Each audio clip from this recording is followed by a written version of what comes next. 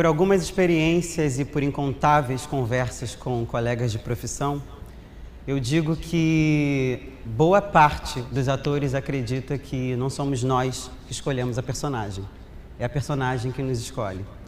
E quando esse fenômeno acontece, é como se através da personagem a gente tivesse que viver coisas que a gente precisa para melhorar como seres humanos. É como se fosse uma porta, a gente precisasse revisitar sentimentos. A gente vai lá no fundo, são coisas gostosas, genuínas, mas são sentimentos que estão lá enraizados, traumas que a gente nem lembrava que tinha, ou lembrava e seguia a vida. Eu faço terapia há pouco mais de um ano só, mas eu consigo associar que o nosso processo na terapia é muito parecido com o processo de construção de uma personagem, de autoconhecimento. A gente precisa entender todas as complexidades dessa personagem. E terapia sempre foi um luxo, principalmente para alguém que faz parte dos milhões de brasileiros que têm dificuldades financeiras, que vivem em extrema pobreza.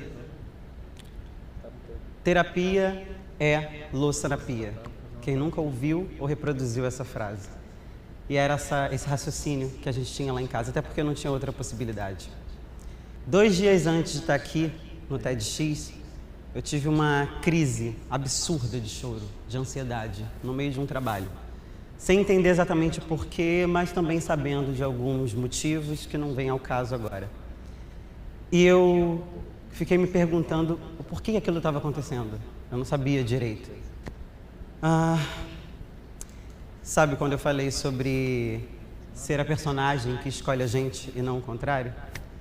A personagem que eu, Eli, escolhi para estar aqui hoje, ela estava muito segura de si, das coisas que tinha preparado para trazer, do que ela ia falar. Seria a mesma Eli ainda, feliz de estar num palco que tem muita história na minha história.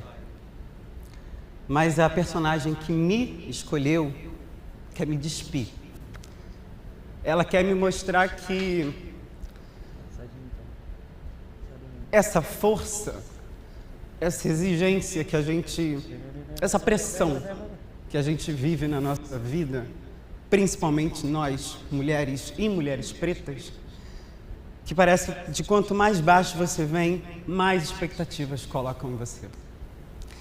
E você não tem direito de errar. É a única possibilidade, até porque muito tempo eu pensei isso. Eu não posso escolher muito. Venho de uma família simples, então se eu estou nesse caminho, é dar certo ou dar certo. E quantas vezes a gente acaba não se boicotando, porque exige muito da gente. E quando isso é somado ao fato de você vir de uma família sem consciência racial, que infelizmente é a realidade de boa parte das mães e pais, principalmente periféricos, que tem dificuldade de falar de afeto, de demonstrar carinho, de dar amor a seus filhos. E isso é completamente compreensível, isso é histórico. Bell Hooks em Vivendo de Amor, que foi um livro que eu li para trazer trechos da outra questão que eu iria falar, ela diz que era até uma forma de sobrevivência que os nossos ancestrais encontraram. Na época, os escravizados que demonstrassem muito afeto poderiam ser até vulneráveis, podiam nem sobreviver durante tanto tempo. Trabalho pesado, açoite, fome, separação de pai, filho, mãe. Você não vai demonstrar muito afeto, você nem pode. Você precisa se acostumar, porque isso é rotineiro. Então isso foi vindo de geração em geração. E esses são os resquícios do que a gente vive hoje. Dificuldade para demonstrar afeto. Eu sempre tive uma personalidade muito forte e sempre me orgulhei muito de conseguir esconder minhas emoções. Eu conseguia disfarçar que eu gostava de alguém, que eu estava com raiva. Era como se fosse um bloquinho de gelo.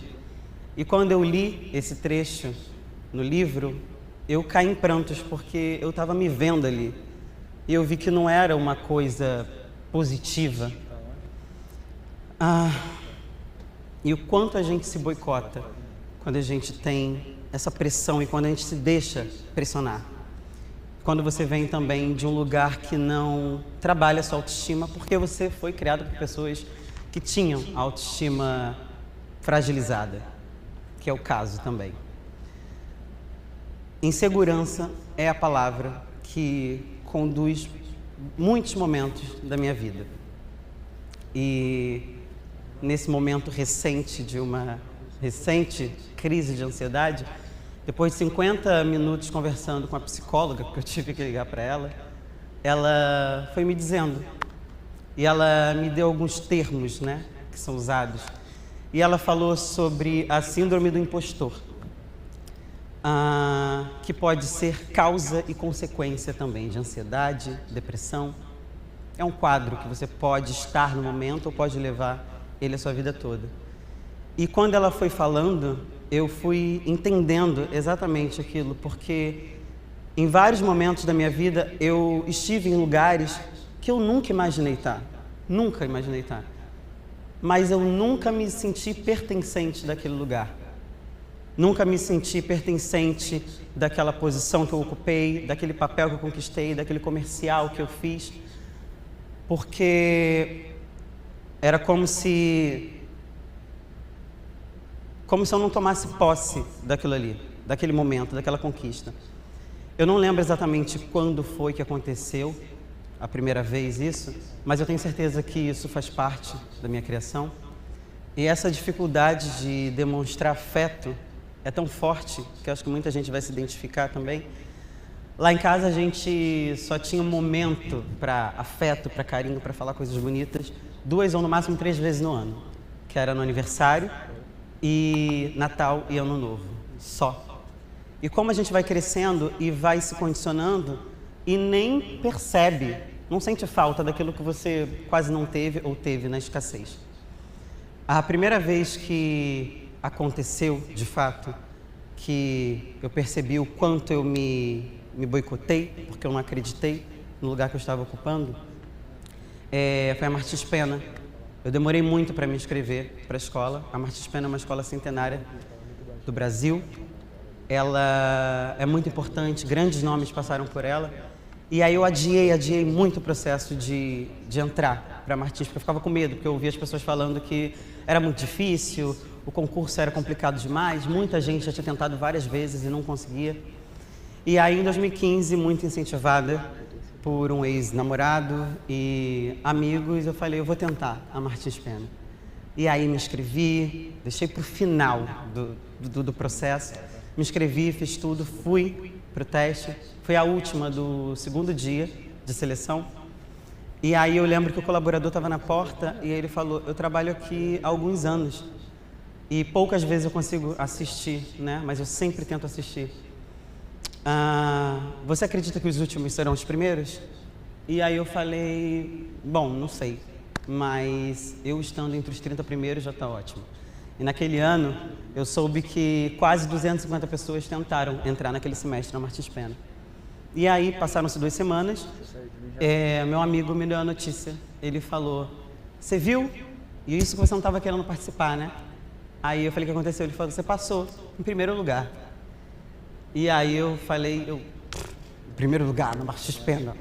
Aí ele falou, seu nome está lá, seu primeiro lugar. E aquilo deu um sopro de fôlego. E aí 2 semanas depois começamos as aulas, ficou aquela pressão assim em cima, quem é a menina que passou em primeiro lugar na Martins Pena? E ao mesmo tempo, no mesmo momento de uma vitória, de uma conquista, eu não soube lidar com aquela pressão, com aquela...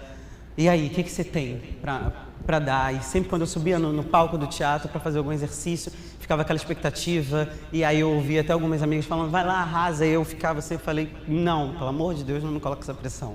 É muita coisa. E num simples exercício. E aí, em contraponto de ter passado em primeiro lugar, no final do primeiro semestre eu quase reprovei em 2 matérias. Foi como se tivesse sido uma forma completamente inconsciente de falar para aquelas pessoas, eu passei em primeiro lugar, tá? Mas com certeza foi acaso, foi coincidência, foi sorte, não tem nada a ver, tá vendo? quase reprovei.